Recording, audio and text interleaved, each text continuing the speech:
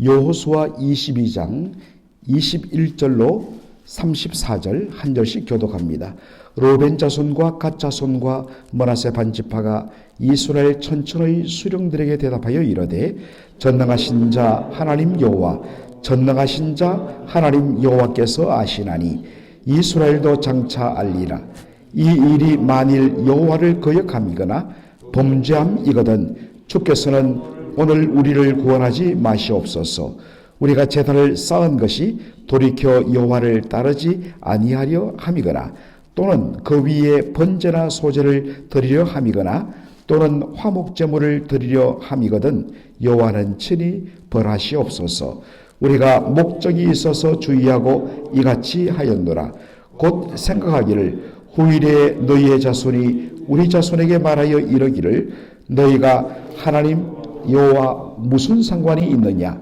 너희 르우벤 자손 갓 자손아 여호와께서 우리와 너희 사이에 요단으로 경계를 삼으셨나니 너희는 여호와께 받을 분깃이 없느니라 하여 너희의 자손이 우리 자손에게 여호와 경외하기를 거치게 할까 하여 우리가 말하기를 우리가 이제 한 제단 쌓기를 준비하자 하였노니 이런 번제를 위함도 아니요 다른 제사를 위함도 아니라 우리가 여호와 앞에서 우리의 번제와 우리의 다른 제사와 우리의 화목제로 섬기는 것을 우리와 너희 사이와 우리의 후대 사이에 증거가 되게 할 뿐으로서 너희 자손들이 후일에 우리 자손들에게 이르기를 너희는 여호와께 받을 분깃이 없다 하지 못하게 하려 함이라.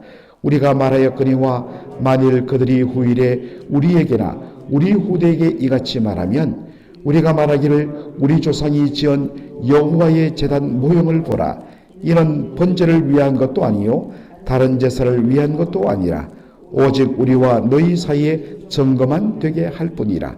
우리가 번제나 소제나 다른 제사를 위하여 우리 하나님 여호와의 성막 앞에 있는 제단 외의 제단을 쌓음으로 여호와를 거역하고 오늘 여호와를 따르는 데서 돌아서려는 것은 결단코 아니라 하리라.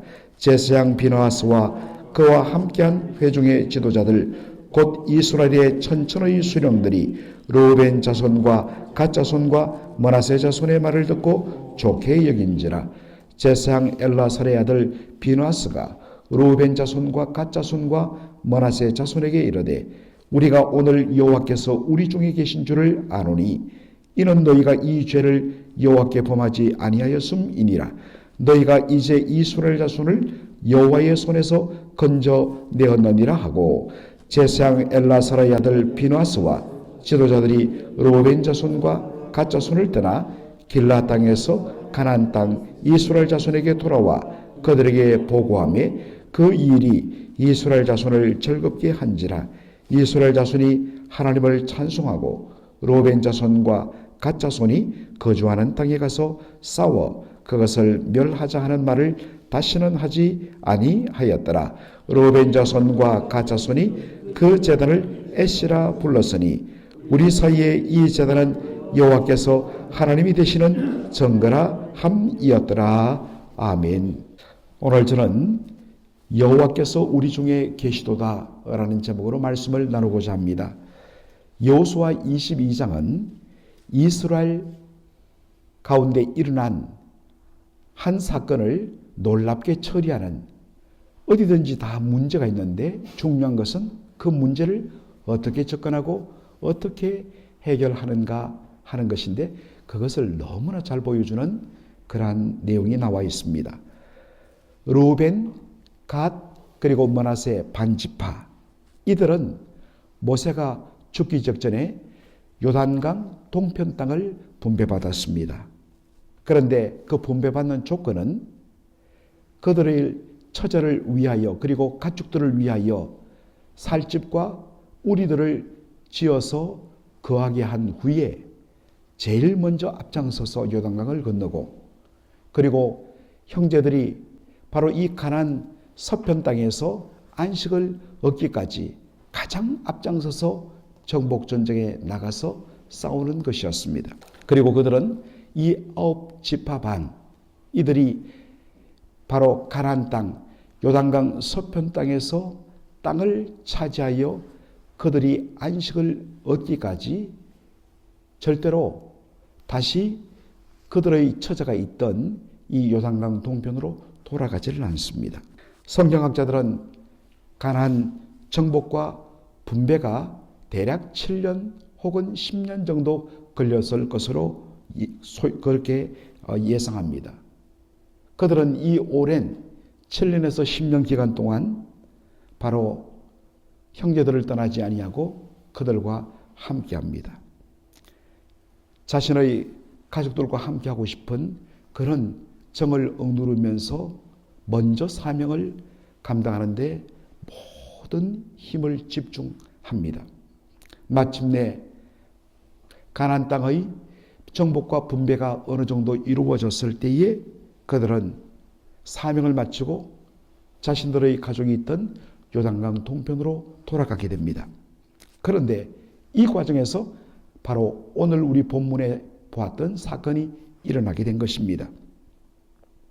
어느 날 이 가나안 땅, 즉 요단강 서편 땅에 거주하던 9지파 반에게 한 소식이 들려옵니다. 바로 갓지파, 루벤지파, 므낫세 반지파 이 돌아가던 형제들이 요단강가에서 큰 제단을 만들었다는 것입니다. 그들이 생각하기에 여호와의 제단을 만들었다는 것은 곧 거기서 그들이 하나님 앞에 번제를 드리고 바로 제사를 드리기 위한 목적으로 지은 것이 아니냐. 그것 아니고서는 제단을 만들 이유가 없지 않겠느냐. 오직 제단은 바로 하나님의 성막이 있는 그곳 하나로 모든 예배와 신앙이 통일되어야 되는데 다른 곳에 따로 그렇게 제단을 쌓고 제사를 드린다면 바로 이 신앙이 장차 변질을 가져온다. 그래서 그들이 이 소식을 듣고 분노하여서 바로 우리가 가서 싸워서 저 잘못된 짓을 한 두 지파 반을 우리가 싸워서 무너뜨리자라는 의견들이 일어납니다. 그런데 그때에 싸우기 전에 먼저 어떻게 된 일인지 한번 알아보고서 난 후에 그 다음 우리가 행동을 하자라는 의견이 일어납니다. 그래서 아론의 손자 대제사장 비느하스와 그리고 10명의 대표들 9지파 반에서 한 명씩 그래서 10명의 대표들을 바로 요단강 동편 길라 땅으로 보냅니다. 그래서 그 요단강 동편의 두 지파 반에게 도대체 요단강가에 쌓은 이 제단의 성격이 무엇이며 무엇을 목적으로 쌓았는지를 물어봅니다. 이들의 방문 목적을 들은 바로 르우벤 지파, 갓 지파, 므낫세 반 지파, 두 지파 반 대표들이 이렇게 말합니다. 하나님께서 우리의 진심을 알고 계신다. 만일 우리가 여기에서 성막 앞에서 드리는 제사 외에 우리끼리 따로 드리려고 바로 제단을 쌓고 거기에 번제를 드리려 했다면 하나님의 벌을 받을 것이다 라고 이야기합니다. 우리가 하나님 앞에 제사를 지내고 예배를 드릴 때 율법에 명하신 절기를 따라 우리는 반드시 신앙의 통일을 위하여 여호와의 성막이 있는 곳에 가서 하나님께 예배하고 제사를 드릴 것이다 라는 말입니다. 그렇다면 왜 제단을 쌓았느냐?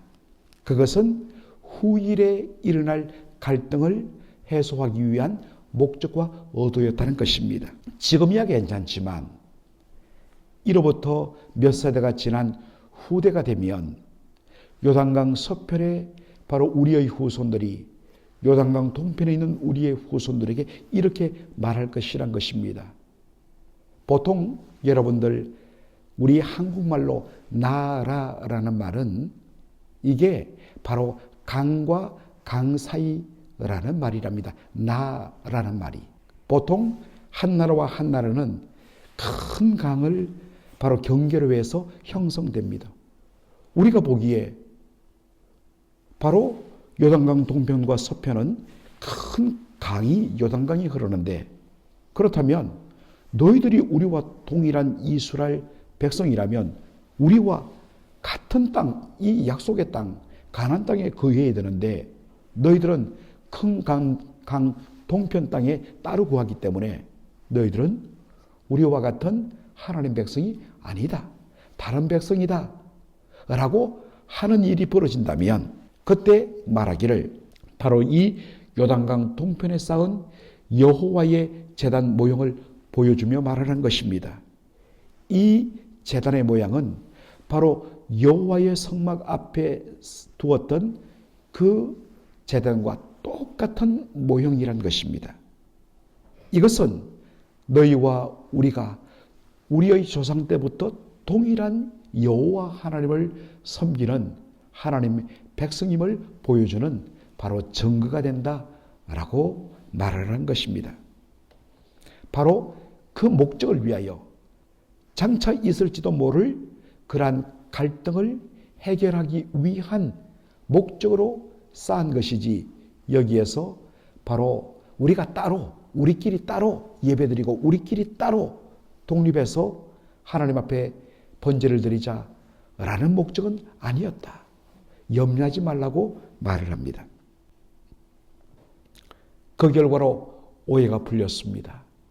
그래서 비느하스와 10명의 대표들이 다시 요단강을 건너서 바로 가나안 땅에 돌아와서 백성들 앞에서 보고를 합니다. 그때 백성들의 반응이 하나님을 찬송하며 즐거워했다라고 기록되어 있습니다. 그리고서 이 르우벤, 갓, 므낫세 반지파가 요단강 강가에 세운 이 제단 모형을 엣이라 바로 정그라 위트네스라 그렇게 뜻을 가진 이름을 붙입니다. 이 제단은 여호와 하나님께서 우리 모두의 하나님이 되시는 증거다라고 그렇게 명명한 것입니다. 여러분, 이 여호수아 22장 어제 본문과 오늘 본문을 제가 다 통합해서 말씀을 드렸는데 이 본문이 우리에게 주는 중요한 교훈이 두 가지가 있습니다. 서로 연결되는 것인데요. 우리가 들은 소문에 근거하여 너무나도 쉽게 판단하고 나서 돌아보면 아하, 잘못된 소문이었구나. 그리고 확인하지 않고 내가 앞서서 흥분하여 잘못되게 내가 판단하였구나 라는 생각을 할 때가 얼마나 우리의 삶 속에 많습니까? 그러므로 우리 예수 믿는 사람들은 정확한 바로 팩트가 확인될 때까지는 함부로 판단하거나 그리고 정죄하는 것을 유보해야 합니다. 보통 사실을 확인하지 않고 쉽게 반응하고 쉽게 흥분하고 또 그것을 다른 사람에게 옮겼다가 낭패를 본 일들이 한두 번이 아니기 때문입니다. 성경에서는 반드시 어떠한 것들을 판단할 때 두세 정인, 두세 사람 이상의 위트네스, 정인의 바로 정언을 가지고서 판단할 것을 말합니다. 어떤 한 사람이 내가 무엇을 보았다, 내가 들었다 하면 여러분 절대로 거기에 반응해서는 안 된다는 것입니다. 상대방을 의심해서가 아니라 바로 정확한 판단을 내리게 한 성경적인 근거가 두세 정인 이상의 바로 정인이기 때문인 것입니다. 또한 우리에게 주는 또 하나의 중요한 교훈은 커뮤니케이션, 소통의 중요성입니다. 요단강 동편 두 지파반의 의도와 목적은 너무나도 귀했습니다. 선했습니다.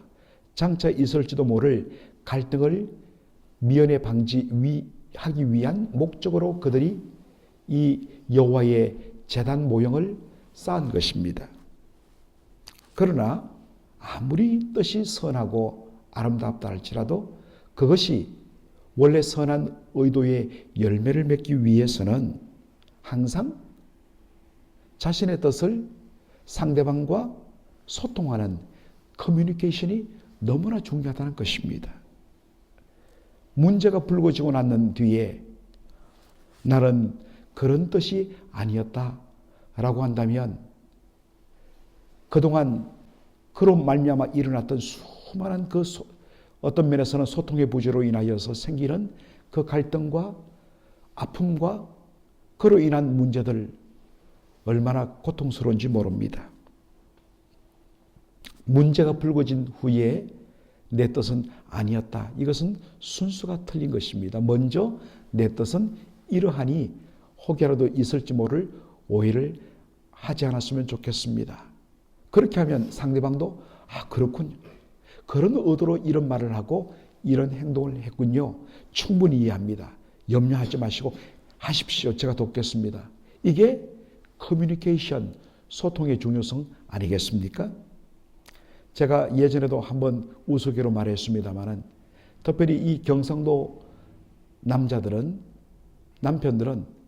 굉장히 무뚝뚝하고 이 사랑 표현을 잘 하지를 못합니다. 그래서 여보, 사랑해요, 고마워요. 이렇게 말하면 좋은데 이 말을 못하다 보니까 내 마음 알지 뭘 알아요. 말을 해야 알지.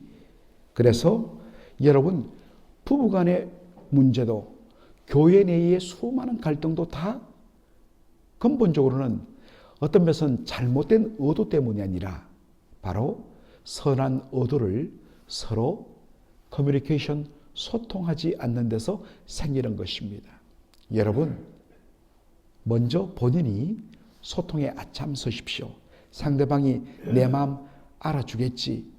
그렇게 생각하다 보면 말하지 않으면 어느 사이에 나는 이런 의도로 했는데 내 마음 몰라주고 섭섭해.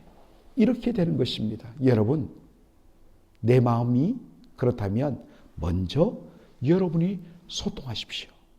상대방이 알아주기를 기다리기 전에 먼저 여러분이 소통하셔서 여러분의 선한 의도가 아름다운 열매를 맺도록, 그래서 혹여라도 있을지 못할 갈등을 미연에 방지하는 그러한 일에 소통을 먼저 하시는 저와 여러분 되기를 주의 이름으로 축원합니다. 아멘. 아버지 하나님, 은혜와 사랑을 감사드립니다.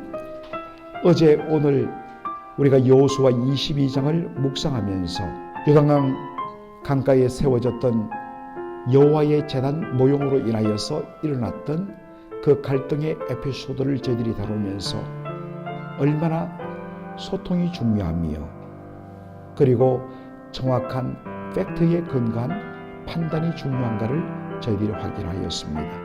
아버지 하나님, 저희들이 살아가면서 수많은 정보들이 우리의 귀를 통하여 들려오고 눈을 통하여 우리가 보게 되는데 하나님, 쉽게 우리가 믿거나 쉽게 판단하거나 하지 말게 하여 주시고 언제든지 성경의 가르침을 따라 두세 정인의 정확한 정언과 그리고 팩트에 근거하여서 모든 것들을 판단하는 그러한 넉넉함과 여유가 있게 하여 주옵소서. 아버지 하나님, 아무리 선한 의도가 있다 할지라도 커뮤니케이션을 통하여 소통을 통하여 그 뜻이 정확하게 전달되지 않는다면 항상 오해와 갈등이 일어나는 것을 저희들의 삶을 통하여 경험했습니다. 아버지 하나님, 부부간에도 가족간에도 그리고 교회 공동체 안에도 어디서든지 항상 우리가 먼저 소통을 하고 우리의 가슴을 열고 우리의 이야기들을 함께 나눔으로 교회 안에 온전한 소통이 있어 하나님 어떠한 갈등이나 어떠한 문제가 일어나지 않고 오히려 합력하여 선을 이룰 수 있도록 아버지 하나님, 저희 안에 소통의 원활함이 일어나게 하여 주옵소서. 예수님의 이름으로 기도하옵나이다. 아멘.